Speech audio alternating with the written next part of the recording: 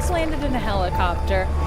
Joining us on the USS Midway, Tom Cruise. A cargo train is moving at full speed through the Austrian countryside. Mountains on both sides, wind screaming at 70 miles an hour. The camera pulls back and there he is.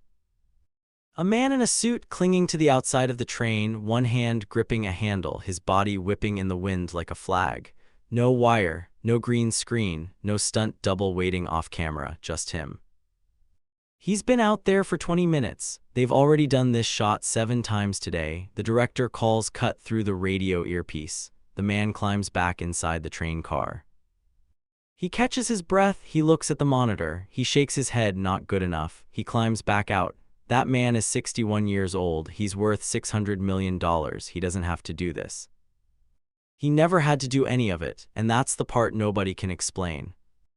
You'd think after 40 years, after 100 films, after becoming one of the most recognized faces on the planet, you'd think at some point Tom Cruise would stop, would slow down, would send the stunt double out and go back to his trailer. He never does, so the real question isn't how he does it. The real question is why. Why does a man with everything keep choosing the edge? And why, when we watch him do it, do we feel something that has nothing to do with the movie at all? That answer is more surprising than anything you'll see on screen. Thomas Cruise Mapother IV was born on July 3, 1962 in Syracuse, New York. That name, Thomas Cruise Mapother IV, is important because almost nobody knows it. He buried it, shortened it, reinvented it. Tom Cruise was a choice, not a birthright. His childhood was unstable. His father, Thomas Mapother III, was an electrical engineer who moved the family relentlessly. Canada, Kentucky, New Jersey, Ohio. By the time Tom was 14, he'd attended 15 different schools. 15. He was always the new kid, always starting over. His father was reportedly physically abusive. Tom described him in later interviews as a bully, a man who hit his kids and called it discipline. The family eventually left him. Tom also had severe dyslexia. Reading was a battle every single day. He couldn't process words the way other kids could. He felt stupid in classrooms where everyone else seemed to just get it. He was small, quiet, invisible. Then one thing shifted. A high school teacher in New Jersey put him in a school play. Tom stepped onto a stage for the first time and something inside him recognized, this is it. This is where I belong. At 18, he moved to New York with $500 and no connections. No actor in the family, no agent waiting to take his call. Nothing except a need so powerful it could be mistaken for madness. 3 years later, he was in risky business. And 2 years after that, the world would never see him the same way again. But first, there's something you need to understand about what drives him, because it explains everything that comes after. May 16, 1986, Top Gun opens in cinemas across America. The budget was $15 million. The worldwide gross was $353 million. By any measure, a massive hit, but the box office wasn't the real story. The real story was happening outside the theaters. United States Navy recruitment offices reported a 500% spike in applications in the weeks following Top Gun's release. Not 50%, not 100%, 500%. The Navy understood what was happening so clearly that they set up actual recruitment booths in cinema lobbies across the country. Think about what that means. A movie didn't just entertain people. It made them want to change their lives. That's not a film achievement. That's something closer to a cultural transmission. Something that went from the screen into the audience and rewired something real. And at the center of it was a 23-year-old kid from New Jersey with a crooked smile and a flight suit. He wasn't playing Maverick, he was being Maverick, and the audience felt the difference without being able to name it. Here's what most people don't realize about Tom Cruise's appeal: it was never just about looks or charisma. Plenty of actors have those. It was something underneath, something specific. And it starts with what he does that almost every other actor in Hollywood refuses to do. You've heard that Tom Cruise does his own stunts. Maybe you've seen the clips, maybe you half believe it. The reality is more extreme than most people understand. In Mission: Impossible – Rogue Nation, released in 2015, Cruise hung off the exterior of a real, moving Airbus A400M military aircraft as it took off from a runway. The plane climbed to 5,000 feet. He was held by a small harness attached to a reinforced door. Wind speeds exceeded 180 miles per hour. They did it 8 times to get the shot they wanted. He wore specially designed contact lenses so his eyes didn't dry out in the blast. In Mission Impossible Fallout, he jumped between rooftops in London and snapped his ankle on impact with a building's edge. The camera captured it. You can see the exact moment the bone breaks, and you can see him pull himself up and keep running anyway. Production paused. He completed the stunt again as soon as his ankle was physically capable of bearing weight. For Mission Impossible Dead Reckoning Part 1, he drove a motorcycle off a cliff in Norway. The drop was 500 feet. He practiced the base jump more than 500 times over 13 months. They filmed it 6 times. Each time he jumped, each time the drop was real. Why does he do it? He's given the same answer many times in many ways. He believes the audience feels the difference between something real and something faked, not consciously but physically. The genuine fear registers somewhere in the body. The real speed, the real danger, it comes through the screen. He's right, and science agrees with him. When we watch someone in actual physical danger, our mirror neurons activate. We don't just observe, we feel an echo of what they're experiencing. The body responds before the mind processes it. Tom Cruise figured this out before neuroscientists had language for it. But here's the thing, the stunts are only part of the answer. There's a layer underneath the stunts that almost nobody talks about, and it's darker, and it matters more. Everyone who's worked with Tom Cruise says the same things. He memorizes every name on set. Not just the leads, not just the producers, the grip who's been there 2 weeks, the makeup artist who just started, the security guard at the gate at 4 a.m. He knows their names, he uses them. He sends handwritten thank you notes, not emails. Handwritten, he remembers birthdays. He calls crew members personally when they've lost someone or been hurt. One story gets repeated by multiple people who were there. A production assistant on one of his shoots had been working 80-hour weeks for a month straight. She was visibly falling apart. Tom noticed. He went directly to the producers, not through an assistant, not through a note, and told them the schedule needed to change so she could rest. He didn't have to. It cost him nothing to ignore it. He did it anyway. This is a pattern. It repeats constantly across 40 years and hundreds of productions. Now, why does a man famous for superhuman physical performance also give this kind of relentless personal attention to everyone around him? The answer probably starts in that house in Syracuse. Tom Cruise grew up in a home where love was conditional. His father's approval could disappear without warning. The family moved so constantly that he was always an outsider, always arriving somewhere new and trying to make people like him fast enough before they moved again. Psychologists who study high performers describe something called earned attachment. It's a pattern where someone who experienced instability early in life learns to manufacture security through performance and through being genuinely needed by others. You feel safe when you're succeeding. You feel connected when people approve of you. The fear underneath never fully leaves. Tom Cruise has never put it in those words. But the pattern is unmistakable. The obsession with physical perfection, the refusal to let any shot be less than extraordinary, the genuine, almost compulsive warmth toward every person on set. The career that has never slowed for 40 years. It all points to the same place.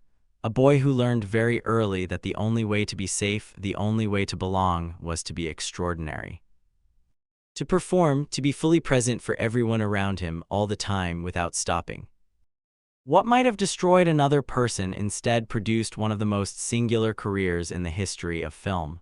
But there's still something missing from this picture.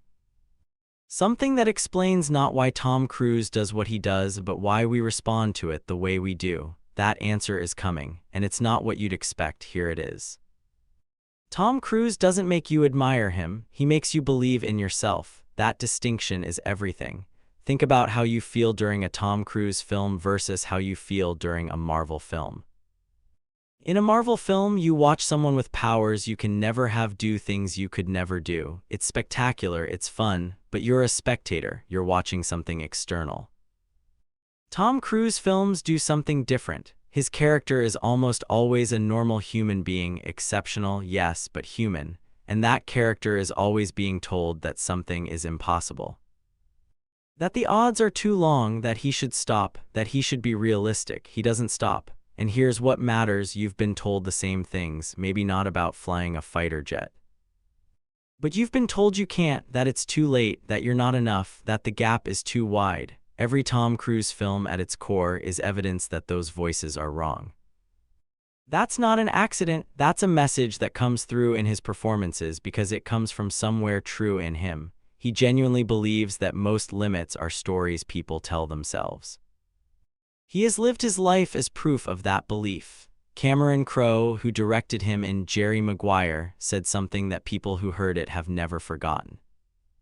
He said Tom Cruise is the only actor he's worked with who approaches every problem, not just on screen, but on set, in life, as something that can be solved if you try hard enough. And Crowe said this isn't a performance. It comes from somewhere real. You can see it in his eyes. That quality, that unironic, complete sincerity is almost extinct in modern culture. We live in an age where caring too much is embarrassing, where admitting you want something is a vulnerability to be defended, where irony is armor. Tom Cruise has never put on that armor. He shows up and he cares completely, for the shot, for the crew member who's tired, for the audience he'll never meet. He cares with his whole body, hanging off planes and trains and motorcycles, going off cliffs, saying silently to anyone watching, "This is real. I'm really here. I really mean it." People are desperate for that, not for the stunts, for the sincerity underneath the stunts. They love Tom Cruise because in a world where authenticity is performed and commitment is negotiable, he shows up and he means it. Every single time. That's the answer, the whole answer. Everything else, the looks, the charisma, the films, the franchise, is just delivery mechanism for that one central thing. He means it. And it turns out in every generation, in every country, across every demographic, that is irresistible. Let's talk about what happened in 2022, because it proved something. Top Gun: Maverick arrived 36 years after the original. The industry was skeptical. Sequels to decades-old films with aging leads don't usually work. The streaming era had trained audiences to watch things at home. Theatrical films were struggling. The movie made $1.49 billion worldwide, not in a franchise universe, not with superheroes. Not with a guaranteed audience built by decades of comics. Just Tom Cruise, a flight suit, real fighter jets, and a story about a man confronting his own limits. Industry analysts spent months trying to explain it. They cited nostalgia, post-pandemic catharsis, communal theatrical experience. All of that contributed. But every analysis eventually arrived at the same sentence: Tom Cruise made it work. There's a scene near the end of Top Gun: Maverick, and there are no spoilers here because the scene you need to understand isn't the plot. It's a moment where the film stops pretending. Where Maverick stops being a character and Tom Cruise stops being an actor, and it's just a man on screen, and something true passes between the film and the audience. Theaters reportedly went silent in that moment, not quiet, silent. People grabbed the arm of whoever was next to them. Some cried without understanding why. That doesn't happen because of a screenplay. That doesn't happen because of cinematography. That happens because 40 years of a man refusing to be less than fully present. Every shot, every stunt, every film accumulated into a single moment that the audience felt in their bodies. Tom Cruise earned that silence, and it connects directly back to something else. Remember that boy, the one who moved 15 times before high school, who couldn't read, who was invisible? That boy grew up believing the only way to matter was to be extraordinary. What he discovered over 40 years of being extraordinary is something he probably couldn't have predicted. The audience didn't love him because he was perfect. They loved him because they could feel that he was trying, really trying for them. And that, not the stunts, not the smile, not the $600 million, that is the thing that doesn't age. Tom Cruise is currently in post-production on Mission Impossible: The Final Reckoning. He's in his early 60s. He's still doing the stunts, he's still memorizing names, he's still the first one on set. The kid from Syracuse who couldn't read, who started over 15 times before he was old enough to drive, is still out there, still climbing back outside the train. Still refusing to call it enough. Maybe he's proving something to himself. Maybe he's still answering his father. Maybe he's just genuinely incapable of giving less than everything. Probably all three. What we know for sure is this. Every time Tom Cruise appears on a screen anywhere in the world, a version of the same transaction takes place. The audience sees someone who decided that limits were negotiable, who bet everything on that belief, who spent 40 years being right, and something in them responds. Not because they want to be a movie star, but because they have their own impossible thing, their own voices telling them it can't be done, their own train they're afraid to climb outside of. Tom Cruise climbs outside the train, every time, in front of everyone. That's why everyone loves Tom Cruise. If you want to go deeper on the last true movie stars, the ones who still carry a film on their name alone, and why Hollywood has failed every time it's tried to manufacture new ones, the video on screen right now is exactly where to go next. And if this is the kind of story you're looking for every week, subscribe. You know where to find us.